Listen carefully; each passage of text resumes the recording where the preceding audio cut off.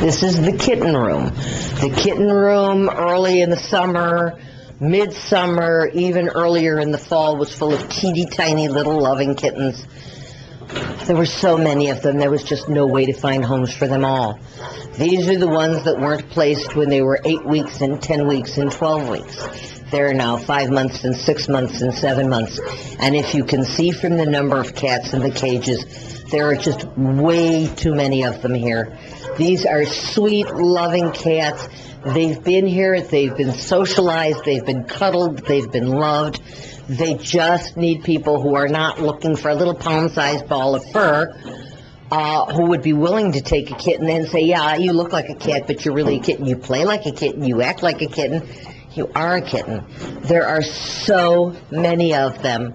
They are all waiting for homes, and it's sad to see them here and to know that the kittens you're looking at behind bars will most likely be behind bars for Thanksgiving and possibly even till Christmas.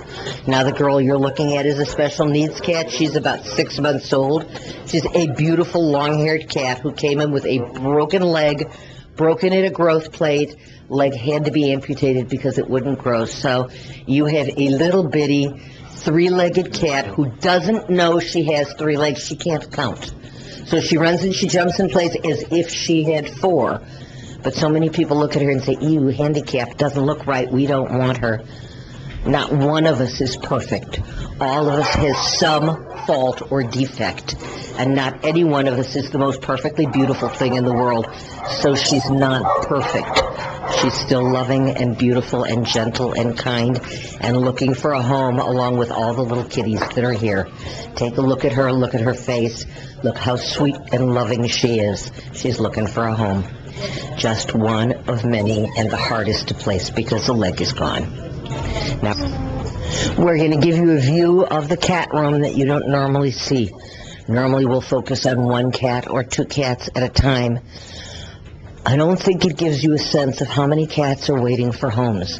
How many beautiful, loving, wonderful, friendly, gentle cats are here that have been here, that remain here, and that simply want somebody to love them, someone to take them home, someone to pet them. Again, they will spend Thanksgiving here. They don't get a feast. They don't get extra special attention. They're just here. They will probably spend Christmas here. And this room is warm, and this room is sweet, and this room is loving. And people come and volunteers play with them and pet them. But if you touch this little angel who feels like silk and purrs like a motor, just absolutely out of control, watch her butt me with her head and say, please, please pet me. Then you know that the one thing these cats don't have, they have food, they have water, they have shelter, they get medication when they're sick, they get some loving from the volunteers and certainly from the staff. But they don't have a warm lap, a sofa, a safe place to go, and to know that they're loved at night.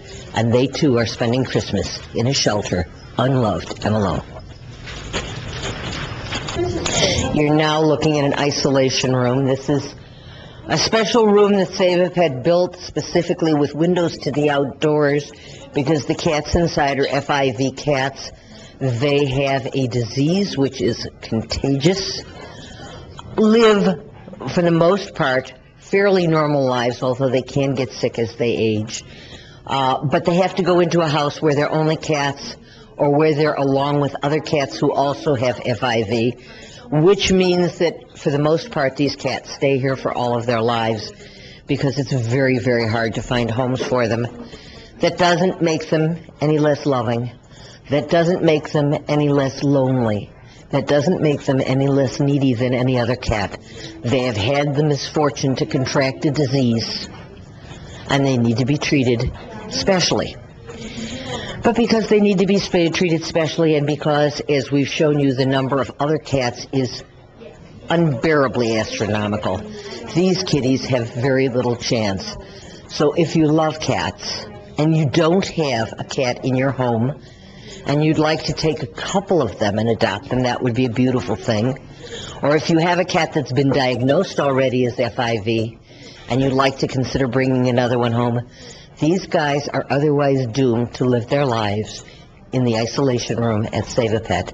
At this particular time, there are 15 cats in that room. Every one of them beautiful, every one of them gentle, every one of them loving, and every one of them sad and alone at Christmas.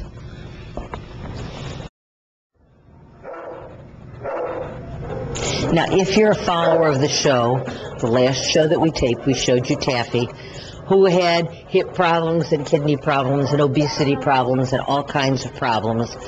And she has now come back from a hip surgery. She is recovering. As a matter of fact, when I came to see her before, she actually got up and waddled over to say hi to me without a sling. She's still being walked with a sling. They're looking for a foster home for her as she recovers from her first surgery and goes in for the second. And if you look around the place that she's staying, she has taken over the gift shop. This is Save a Pet's gift shop. Small things for dogs, small things for cats. Nothing blindingly expensive, certainly, but everything that you would buy while you were here is money that would benefit the dogs you've seen, the cats you've seen, the ones that are going to be here for a very long time, as well as the ones that come in and out. They all need to be fed. They all need to be neutered. They need to be taken care of. And the funds that you spend in this gift shop will assist them in doing so.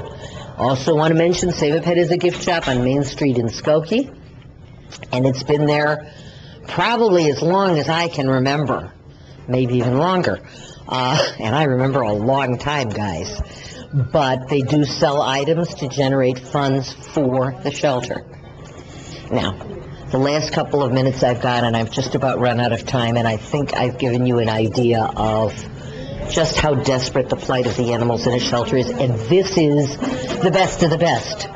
It's clean, it's warm, it's no-kill. There are lots of people who come and volunteer to pet the cats and walk the dogs and help with things and bring in food. And I mean, the people who come in here are just terrific. But the best of the best is still not the same as a home of their own.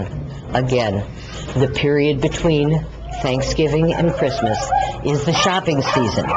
This is the time where you can bring an animal safely into your house, give it a chance to acclimatize itself to your house, give it a chance to become part of the family before the Christmas chaos starts, and give it a chance. Take a look at these guys. Look at their eyes.